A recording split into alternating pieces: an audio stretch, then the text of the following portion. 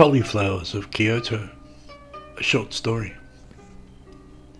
The girls had gone off for the day, leaving Reese in the hostel to his own devices. There was a young Asian man in the common room watching the baseball on TV. Eventually he turned to the European and said, "Do you think I look Japanese?" Reese considered his appearance briefly and said, "Are you not Japanese?" "I'm Korean," said the young man. His concern, though, was that he looked Korean. It is better not to look too Korean in Japan. He was especially concerned about his forehead. "Do you think my forehead is too flat?" he asked. The Japanese forehead is not nearly as flat as the Korean forehead, apparently. He seemed agitated. "Is this your first time in Kyoto?" he asked. Reese replied that it was. "When did you arrive?" 2 days ago. Reese explained that his wife had taken their 2 daughters to see an anime exhibition and to go shopping. He wasn't sure what sights he would see or how he'd spend the day. The young Korean then offered to show him around the city. "It's my favourite city," he estimated, then asked, "Have you been to Seoul?" "No, it's my least favourite city," he revealed. Kyoto, by any estimation, is the favourite city of a great many. It is a jewel of old Japan. "Have you been to Hiroshima?" "No." This last admission gave the tour its focus. They set out on foot and then caught a bus across the river and headed into the very centre of the city. Along the way, the Korean told the story of Kyoto's historical survival. It was the end of World War II. The Americans had firebombed a dozen cities, incinerating millions. It was clear they were not going to stop. The Japanese had been defeated, de facto, but the Yanks, as he said, wanted to demonstrate their brutality to the Russians. He set this against various dramas on the Korean peninsula at the time. He knew his history. Along the way, though, there was a baseball stadium and a baseball fan. He diverted into an account of his favourite team and its many heroes. "You like baseball?" he asked. "Cricket," said Reese, laughing. "Back home," he added, "schoolgirls play a game called rounders. That's the nearest we come to baseball." "Don't you think it's odd," he then went on, "that the Japanese embraced the American game?" Strangely, the Korean had not thought of that, even though the Americans were rent-free in his mind. He seemed uncomfortable on the bus. Commuters were cordial to the European in a remote and respectful way, but there were eye signals, body language, that made the Korean shift and stay aloof. He disliked Americans, Yanks, certainly, again with references to events on the Korean peninsula. But he had always been able to overlook the fact that baseball is the American game. "Do you like Japanese girls?" he asked, moving on from baseball. "Yeah," the European replied, as if only to say, "Of course." "They're the most beautiful women in the world," the young Korean declared, without shame. This caused Reese to notice the well-dressed, dark-haired women walking by. As they reached the city centre, the modern centre, not the old centre, the Korean reverted to World War II. "Before the war," he said, "there was an American general, and he and his wife took their honeymoon in Kyoto. It is a great city for honeymooners," he related, "right down through the centuries. Chinese nobility would have their honeymoons in Kyoto once," he related, and added that anyway, the whole design of the city, its geomancy, had been imported from a long-lost China. He came to Kyoto often, he said, usually staying in hostels. Reese noted that the old parts were, yes, terribly romantic, but the city centre was a city centre, department stores, fast food chains. "You've never been to Seoul," the Korean reminded him. When they reached the central post office, they found food, battered octopus, salty, at a street stall, and he completed the story of the American general. "This place," he said, meaning the post office building, "was the coordinates locked into the Americans' plans. The bomb was supposed to be dropped on Kyoto. right here. Exactly, or near enough, to where they were standing. The thought of it made Reese crane his neck to see the sky. "The bomb made the Japanese surrender," he said. "No," said the Korean, almost sharp about it. "That's not true. They surrendered because of the Russians, not because of the bomb." But the plan to drop the A-bomb on the ancient city and vaporise its 1,000 Buddhist temples was stymied at the last minute, he explained. The American general, or his wife, put his foot down. "That's where I went for my honeymoon," he said. "We can't nuke that, damn it." So, at the last minute, the Korean said, they selected Hiroshima instead. Reese had to consider it. In the narrative he'd absorbed growing up, the Americans used the bomb as a last resort. He never knew anything about the firebombing of cities, or the chess moves of the Russians at the time. But then, it is hard to fathom, he thought, how such eminently civilised beings, such as the Japanese, so meticulously polite, could do the things they did. It had been a net result of travelling for him, a matured appreciation of how history isn't good guys versus bad guys on the whole. In India, he had found the fact the British, between a game of polo and tiffin, would strap Indians they didn't like to the front of cannons and blast cannonballs through them. He hadn't known the Yanks had first planned to nuke Kyoto, nor the story that, by sheer caprice, a rank nostalgia, the city, the treasure, had been saved. Americans, the Korean said, the same people who gave us Mickey Mouse and baseball, are the most evil, ruthless, barbaric sons of bitches in the whole of history. It was a radical assessment. In short, he blamed the Americans for the 50-year schism that had befallen the Korean people. This location, he thought, was better than going to see the memorial in central Hiroshima, Ground Zero. The centre of Kyoto was the place to reflect on what the Americans had and had not done, and also a place for him to continue extolling the virtues of Japanese women. They have more dignity, grace, cultivation than Korean women, he generalised. He was evidently an admirer, and had Reese allowed himself to think it, he might have given English women an even more invidious assessment. But he was not in Japan to notice women, nor was he a young man, nor single, like the Korean. He had already decided to ignore the baseball and some other aspects of Japanese life, like anime exhibitions and shopping, and concentrate on temples, palaces, gardens, sights along the river. "Tonight," said the Korean, "we could go up to Gion and see the geishas." Often after dark, geishas could be seen walking around the busy streets of Gion. After the centre of the city, the Korean proposed taking the bus out to the western quarter to see the opulence of the Golden Pavilion. He began a story about the reputed magical powers of the goldsmiths, powers which had their origins among the wizards and alchemists of China.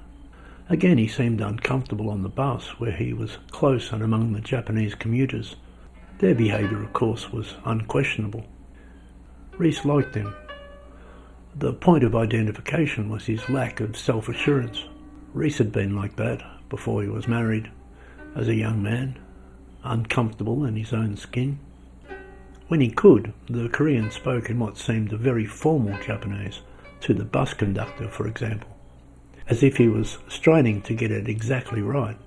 He was fluent, but no doubt there were subtleties. Reese couldn't tell. He felt himself to be coarse. Had he not been with the Korean, he would have noticed and felt nothing, but he was aware of a subtextual tension, and it belonged to the Korean, not him. Long before the Golden Pavilion, though, the Korean tapped Reese on the knee and indicated that they would get off at the next stop.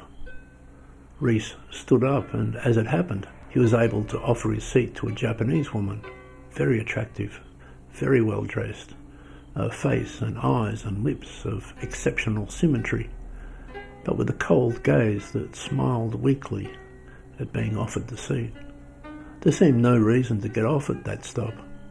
They were in the uneventful suburbs south of the hills, streets and houses, spotlessly clean, rigorously in order.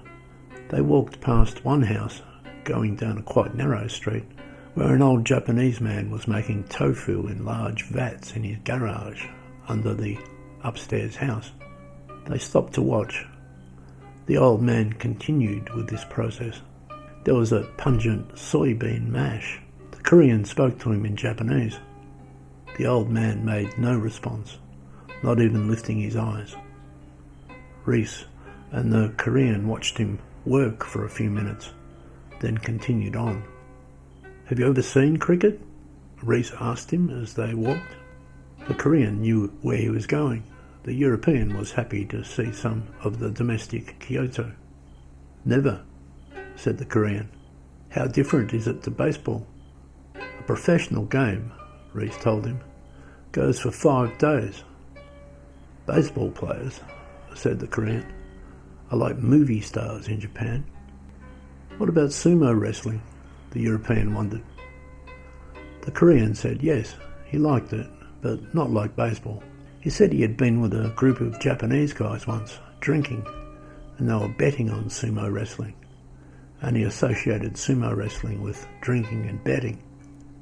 Whereas there was a geometrical purity in baseball that he loved, and that was also the reason why the Japanese were good at it. So good, he said, he had been thinking it over. They had made the game their own. It had long since ceased to be the American game. No one, not just him, thought of it as the American game. "Cricket's only played in the old British colonies," Reese admitted. "But in cricket law, the MCC, the Marylebone Cricket Club, or Lords, remains the mother of the game, even if Indians and Australians and the others resented it." The Korean did know cricket's reputation for being absurdly esoteric, but that's all.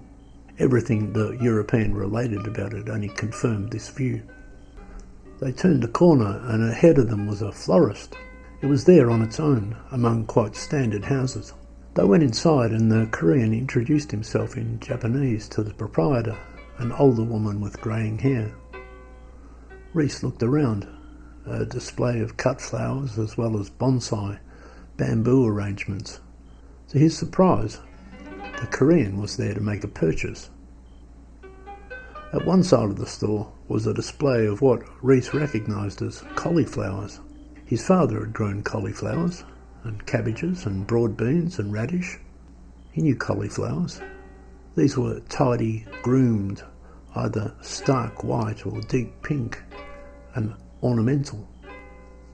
"Cauliflowers," he said. The Korean selected one. He paid for it. The woman wrapped it into a delicate presentation. They left the store. "A cauliflower," said Reese. "This one is beautiful," the Korean declared, looking at its fractalised interface of tight cauliflower buds that constituted the perfectly regular head. "We eat them," said the European. "The Japanese would say that's barbaric," the Korean explained. "Look at that perfection." Reese had not considered the perfection of a cauliflower before. He was doing so when they arrived at a house. It too was a standard house among others, red-roofed, solid, tidy, but also dull in this domestic area of Kyoto. Without explaining himself, the Korean knocked on the door. A woman, an older woman, older than the florist, answered. She looked at the Korean, who she evidently knew, and at Reese, and after that she seemed disapproving. She asked in Japanese if Reese was an American. When told not, she turned herself to him and spoke in quite lucid English. "Is he showing you around Kyoto?" she asked. "Yes," said the European. "We're going to the Golden Pavilion." That was as far as she wanted the conversation to go. "What do you want?" she said to the Korean, quite blank. He held up the cauliflower. "I was wondering," he said, nervous, "if you could give this to Miss Akari for me, with my respect." At this there were formalities. Reese watched. The Korean bowed quite deeply and extended the cauliflower upwards with a pleading humility. The woman considered the proposal, then closed the door.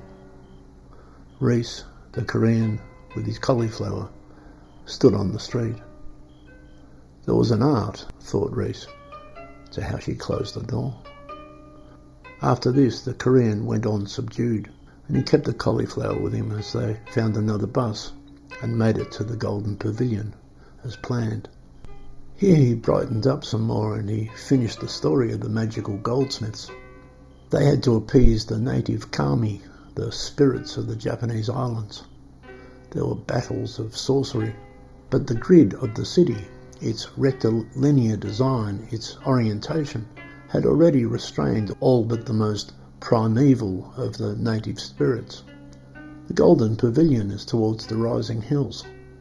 There are places along the garden paths around the ponds where you can oversee the city southwards and view its sanctified situation. You have to imagine, said the Korean as they looked over the whole view, a sudden flash and the mushroom cloud, and then the whole city vaporized in less than a second. Gone. Everyone, everything. Again, he thought this meditation was better than going on the tourist trail to the memorial in Hiroshima. Reese didn't let himself imagine such a thing. When he asked, "What are you going to do with the cauliflower?" the Korean didn't answer. But the answer was back at the hostel. They arrived back in the late to mid-afternoon. Without any comment, he was quiet. He put the cauliflower on the coffee table in the common room with a small paper handwritten note saying, "Free." Then he determined to sit and find more baseball to watch on TV. But there was no baseball on TV that he could find. He hit the channel selector hard with his thumb. Reese was sitting back down too, after fetching a drink. He was going to start with something about cricket again, since there was no baseball and there was a gap in the conversation, when suddenly the young Korean started crying. He hung his head and put his hands on his face and his fingers on his flat forehead, and he cried. All the European could say was, "Hey!" The Korean sobbed without saying anything more, not even mumbling. He collapsed inside himself and cried. But just then, indecently, the girls came back from the anime exhibition and the shopping, and as soon as their voices could be heard, before they made it to the common room, the Korean leapt to his feet, shook himself, sat back down, looked down, sniffled, dried his eyes. He cut it off. Reese stood to his feet. "Hey!" he called out. Did the girls have a good day? When they entered the common room, with the Korean quiet, they would be asking Reese about his day, and he would relate the baseball stadium and the Golden Pavilion and the city centre. He was hoping that one of them didn't say, "Hey, a cauliflower," and ask about it, but he knew one of them was going to.